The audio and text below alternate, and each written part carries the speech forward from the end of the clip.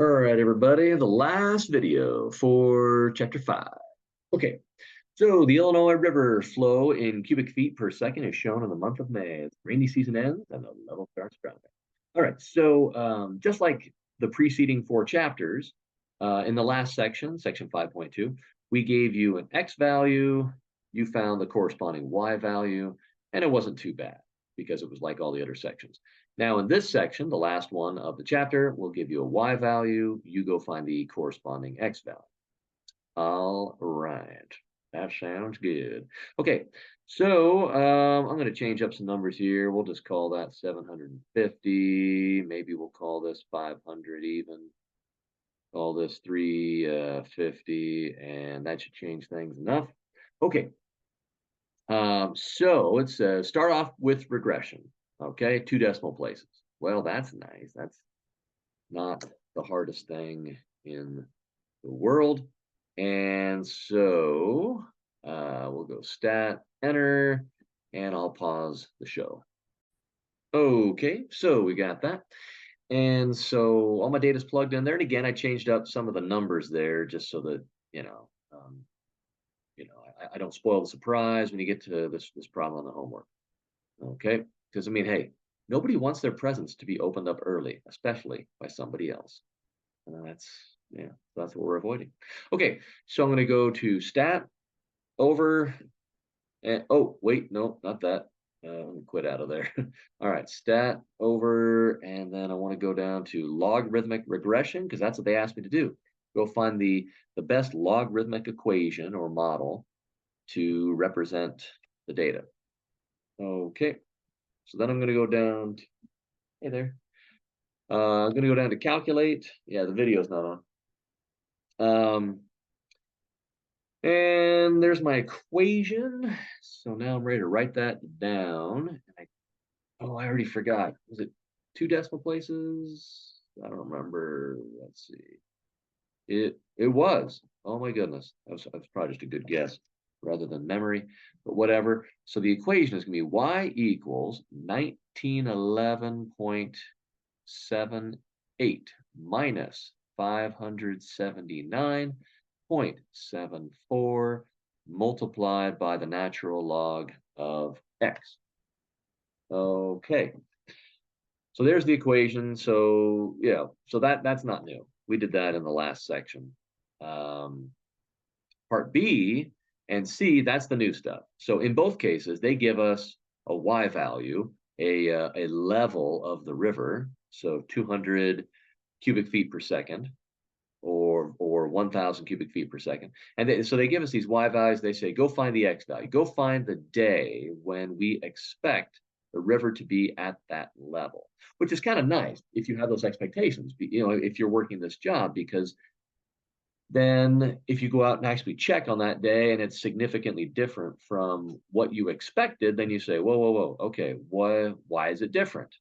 And then you investigate and you figure out, oh, hey, we got more rain than we thought we would, or less, or there's something else going on, that might be really important to know about sooner than later, so that the town downriver doesn't get washed away or something. Okay. So that's the idea. Now, again, instead of using their data, how about we use our own? Let's go. That was 201,000. I don't. Let's go maybe 500. Okay, or yeah, we'll start with 500, even though it's pretty obvious. Okay, I'll do 2 of these.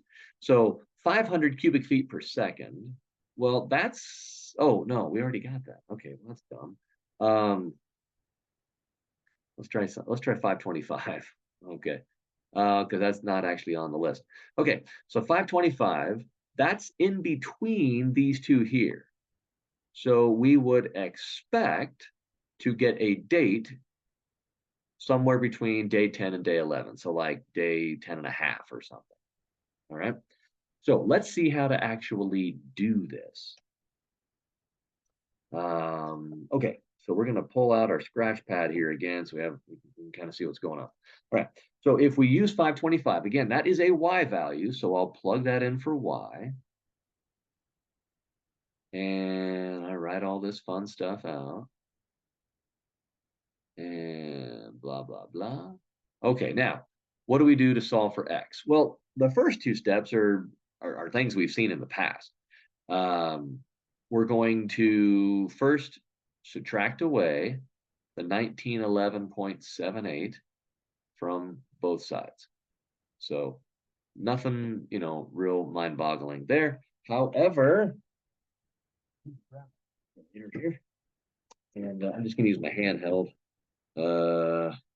Let's see what we got here. So we got 525 minus 1911.78, and we get negative 1386.78. Now, the fact that we just got a negative number, that might make you feel a little squeamish, but it's okay. All right, because that's not our final answer. We have not yet solved for x. Okay. That's a 7. I know, I'm terrible at my penmanship. Okay, so now we say, hey, this guy is being multiplied by the log function, so we'll do the opposite of that. We will divide by negative 579.74, and those will cancel. Negative 579.74. Okay, so we got that cool thing. And I'm going to go to my calculator, and I'm dividing a negative by a negative. So, hey, guess what? Negative's going to go away. Isn't that wonderful? And we're going to get, now on my calculator, I did not round this number off. Okay. Actually, well, no. Okay, there was no rounding to do. Sorry. Okay. But, okay, so now that I divide by this number, I'm not going to round off that on my calculator. That way it stays more accurate. I'm only going to do rounding when they tell me to or at the very end of the problem. Okay, which I guess is when they tell me to. Anyway, so I do that division and I get about 2.39. And then that equals ln of x. Okay, so far, I haven't done anything in this video that's new. Okay, so be aware of that. Nothing in this video so far is new. This next step is where the new stuff starts, and it doesn't last very long. Oh, hey, Zoe. My dog just wandered in. In a traditional algebra class, I would go into considerably more detail to explain this next step. But suffice to say, at this point, you are going to convert this logarithmic equation into an exponential equation, and it becomes e to the 2.39 equals x, and it gets x by itself. It's not magic. It might look like it, but it's not magic. Okay. Oh, my dog left. What the heck? She betrayed me again. All right, so to get from here to here, every time what you're going to do is you're going to do e raised to this power here every time, and then that'll equal x every time. And again, I'm going to do one more example of this in just a few moments. Okay, and now x is isolated, so now we can just plug it into the calculator. Okay, you might be thinking, yeah, well, I've never done this before. That's okay. I'm going to show you, right? So notice right above the ln key, it says e to the power of x, e to any power you want. So you can go blue, and then and that gives you e to a power. And then you just type in whatever power you want, okay? And that was the 2.39. I'm going to type in the entire number. Should have done this on this calculator. Okay, and I'm going to type in the entire number just to be more accurate. So it gives me that. And let's see, whoops, where's the book? Book is here. It says we want to go to 1 decimal place, the nearest 10th. Okay, so that would be 10.9. 10.9 what? Day 10.9. Okay, I estimated 10 and a half, 10.5. I knew it'd be between 10 and 11, but okay, so day 10.9. So, I mean, practically day 11. Okay, practically May 11th. Okay, whatever. So that's how you would do that. There is another key you could use if you prefer it. It doesn't really matter. Notice right above the division sign is E. It's that same E.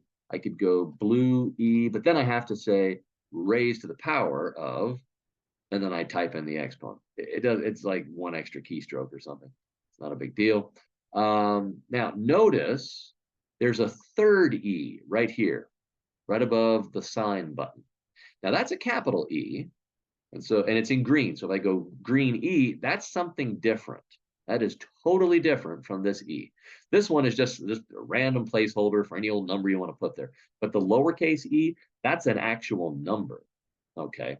The lowercase e is approximately 2.7. It's like pi. It goes on forever and it doesn't repeat. If you go a few more decimal places out than the calculator is showing, you'll see that okay, it keeps changing all over the place. But yeah, lowercase e is what we want. We're not even going to worry about the uppercase stuff. Okay, on the calculator. Okay, so we got that, and it was super cool. So what about? Let me do a little bit of this, kind of clean things up just a wee bit. All right. So what if we want to do? Get rid of that. And oh wait, yeah, I want the okay. Let's do something like 250. Okay, for our cubic feet per second.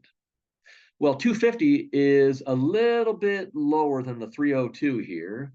So we're probably going to go a little bit further down our month. So I don't know, month like day 18 maybe. Okay, is what I'm guessing for our answer. Okay, so we're going to see what's going on at 200. When do we expect to have 250 cubic feet per second?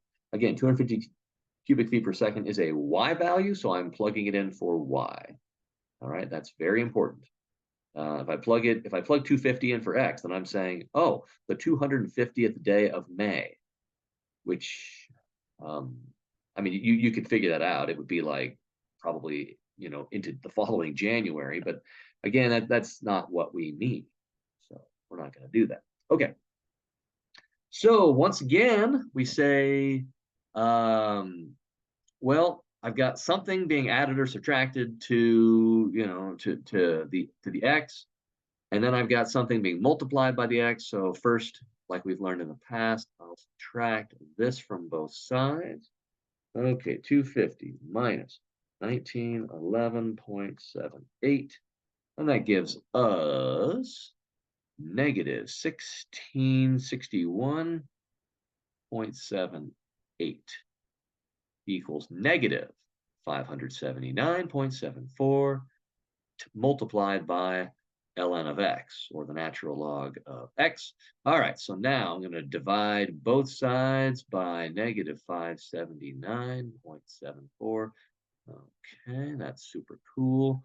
Okay, calculator time. So divide by negative 579.74.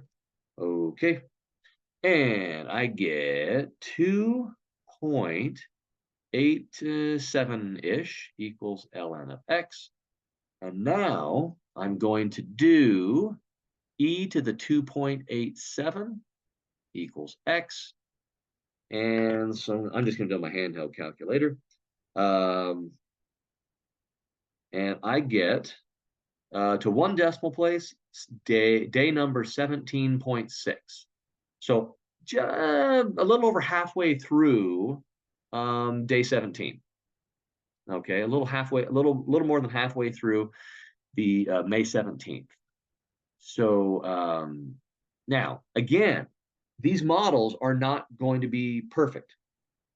So if you measure, if you measure what's going on a little bit after noon on day 17, a little more than halfway through day 17, and you don't get 250 cubic feet per second, but you get like 260, that's probably not going to be a big deal. Okay, you're probably like, yeah, okay, close enough.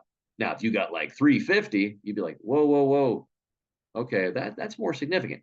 Plus, not only that, you got to deal with the fact that, okay, if I'm significantly off, did I measure the flow of the river correctly? Okay, maybe I need to calibrate my machine or something. So anyway, there's all kinds of things you can think about. But that is how it is done. Okay, and that would have been our answer for 250 cubic feet per second. All right, and that's the end of the chapter.